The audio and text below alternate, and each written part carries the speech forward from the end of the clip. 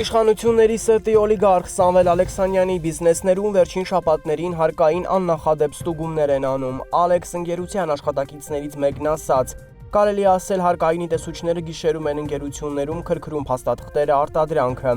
Լուրեր կան, որ անգամ սպիրտի արտահանումը մոտ 1 ամիս է կասեցված է։ Աշխատակիցների ականջին հասել է, որ իշխանությունները 6 միլիարդ դրամ են պահանջել Լֆիկից, մոտ 15 միլիոն դոլար։ Ըստ այդ աղբյուրի, իշխանությունների սրտի օլիգարխը հրաժարվել է մուծվել, ասելով, որ գործերը լավ չեն ու հայտնվել է հարկայինի թիրախում։ Ասում են, նման քայլերի պատճառը բյուջեի դեֆիցիտն է։ Իշխանությունները, որ 18-ից հետո զերծ էին մնում բիզնեսին հարվածերուց, հիմա քերթում են գործարարներին, կամայական թվեր են նրանց վրա դնում, պահանջելով հոգալ պետության կարիքները։ Փողը պակասել է, պահանջները մեծացել, ցինիզմը շատացել, եւ իշխանություն պահելու համար այլևս բիզնեսմենների օգնության կարիքը չեն զգում։ Պեկից մեր հարցինի պատասխանը ըստ էության չհերքեցին ստուգումների փաստը։ Պեկ հսկողական աշխատանքների հիմքում ռիսկերի վերլուծական գործիքների արդյունքներն են, անկախ այն հանգամանքից, թե որ կազմակերպություններում են նկատվել այդ ռիսկերը։ Ստուգումները չեն իրականացվում ըստ կազմակերպության անվանումների։ Հարկային մարմիններում ընկերությունները հաշվառվում են ըստ իրենց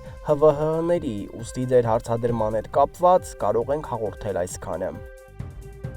Գյումրու ընտրություններին իրենց սարիկի հաղթանակի համար իշխանություններն ընտրական գործընթացների մեջ ներգրավել են նաև բանակը։ Ռազմական ոստիկանության պետ շիրակցի Աշոտ Զաքարյանն անցած շաբաթ Գյումրիում հավաքել է զորամասերի ղեկավարներին եւ հրահանգել, որ զորքը պետք է ՔՊ թեկնածու Սարիկ Մինասյանի օգտին քվեարկի, վերահսկեն, որ հրահանգն անշեղորեն կատարվի։ Աշոտ Զաքարյանի սխոթկայից հետո հրամանատարներին պատիվ են տվել, այդ գործն էլ ի վրա է վերցրել Սուրեն Պապիկյանի հորեղբոր որդին, Գյումրու նախկին փոխքաղաքապետ Արթուր Պապիկյանը։ Պետական պաշտոնյաները ջրի ճամփա են սարքել Գյումրիին։ Մեկ շաբաթ առաջ էր Գյումրի էր մեկնել առողջապահության նախարար Անահիտ Ավանեսյանը, այցելել բժշկական կենտրոններ եւ հանդիպել իր բնորոշմամբ հանրային կյանքում ակտիվ ու նախաձեռնող կանանց հետ։ Նույն օրերին Գյումրի էր մեկնել նաեւ տարածքային կառավարման նախարար Դավիթ Ղուդատյանը։